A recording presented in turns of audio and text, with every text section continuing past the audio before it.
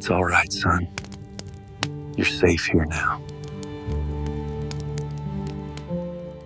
Elias had been alone for 3 years, ever since his wife died and the silence of the ranch became his only companion.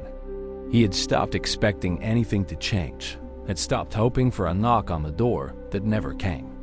Then one night, in the teeth of a blizzard, 2 shadows appeared at his window.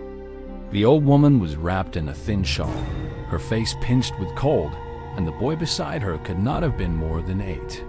Elias opened the door without a word and stepped aside, the wind howling at his back. They stumbled inside, trembling, and he bolted the door against the storm. He gave them the chairs closest to the fire and set a pot of stew to warm. The boy watched him with wide, wary eyes, but the old woman only nodded, too exhausted to speak. Elias moved around them quietly, asking no questions, offering only what he had. The storm raged for 3 days, and in that time Elias learned that the woman called herself Margaret and the boy was her grandson, Thomas. They were traveling to meet family, she said, but the wagon had broken down and they had lost their way. Elias did not press for more. He knew what it was to carry secrets. Thomas followed him everywhere, curious about the horses, the tools, the life of a man who lived alone. Elias found himself teaching the boy to carve wood, to whistle, to track deer by the broken twigs. The sound of laughter in his cabin was strange at first, then welcome. Margaret was quiet but watchful, her eyes following Elias as he worked, measuring him. She offered to cook, to clean, to earn her keep, but Elias shook his head each time. "You're guests," he said.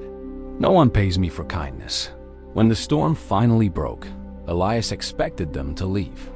Instead, Margaret asked if they might stay a little longer. Her voice was careful, as if she were testing something. "We have nowhere to go until the road's clear," she said. Elias nodded, though he knew the roads had been clear for a day. The weeks passed and the cabin began to feel like a home. Thomas called him Elias, with a familiarity that warmed something inside him. Margaret planted a small garden by the porch, and the 3 of them ate together each evening, the silence between them no longer empty. One night, Elias heard Margaret crying in her room. He stood outside the door, uncertain, until Thomas appeared at his side. "She misses Grandpa," the boy said softly, "and she's scared of the men who are looking for us." Elias sat with Margaret that night, the fire low, her story spilling out in fragments. Her husband had been one of the richest men in the territory, but after his death, greedy relatives had tried to take everything. She had fled with Thomas, hiding from those who wanted them gone. She reached into her dress and pulled out a small leather pouch, heavy with gold coins. "This is all that's left," she said. "But the land, thousands of acres, is still in Thomas's name. They will kill us before they let him claim it." Elias looked at the pouch, then at her tired face. "You don't need to pay me," he said. She shook her head. "That's not what I'm offering. I'm asking you to help us. To help Thomas grow up with something more than running." The men came 3 weeks later. 3 riders in long coats, their horses lathered from hard riding.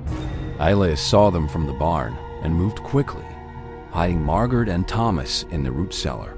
He met the riders at the gate with his rifle loose in his hands.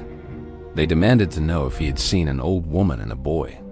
Elias looked at their faces, at the hunger in their eyes, and shook his head. "No one here but me," he said.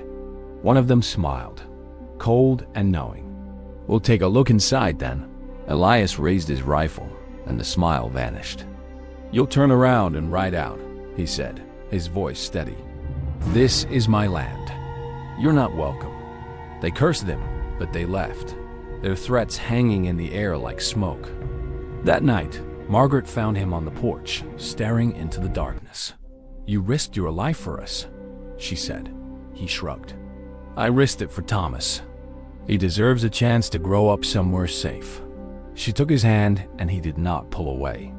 Spring came, and with it, a letter from a lawyer in the city. Thomas was to inherit everything: the land, the house, the fortune. But the letter also named Margaret as guardian, and it gave Elias an offer he had never expected: a share of the estate if he would take them to the capital.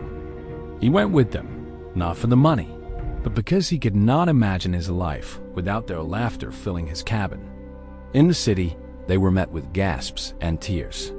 The old family welcomed Margaret and Thomas as if they had risen from the dead, and they looked at Elias with wonder. Margaret stood before them, her hand in his, and spoke so that all could hear. "This man saved our lives. He gave us shelter when we had none, and he risked everything to keep us safe. Whatever we have, we owe to him." She turned to Elias, her eyes bright. "And I would like to keep him." They were married in the autumn, on the land that had once belonged to her husband, now theirs to share. Thomas ran ahead of them, chasing the wind, and Elias held Margaret's hand as they walked through the tall grass. He had been alone for so long, and now he had everything he had never dared to want: a family, a home, and the love that asked for nothing but had given him the world.